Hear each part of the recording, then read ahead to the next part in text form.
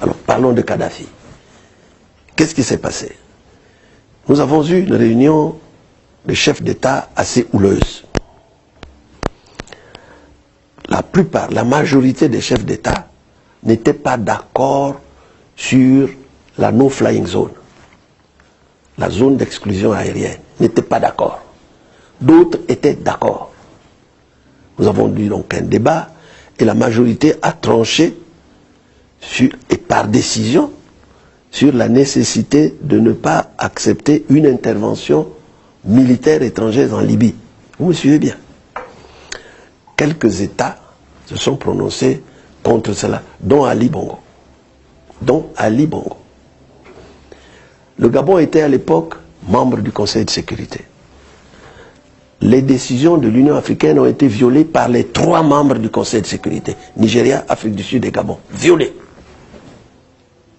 Parce que si le Conseil de sécurité, pour voter cette résolution, qui a été la résolution 1975 ou 73, si cette résolution avait eu un seul veto, la Russie, ou la Chine, ou la France, ou les États-Unis, ou le Royaume-Uni, elle ne serait pas passée. Les 5 membres permanents du Conseil de sécurité ont voté l'intervention militaire en Libye. Les 3 Africains aussi. La Russie et la Chine se sont abstenus. Suivez-moi bien. C'est pour ça qu'il faut bien connaître l'histoire avant de se prononcer rapidement. Et puis les bombardements ont commencé le jour même, c'était un samedi.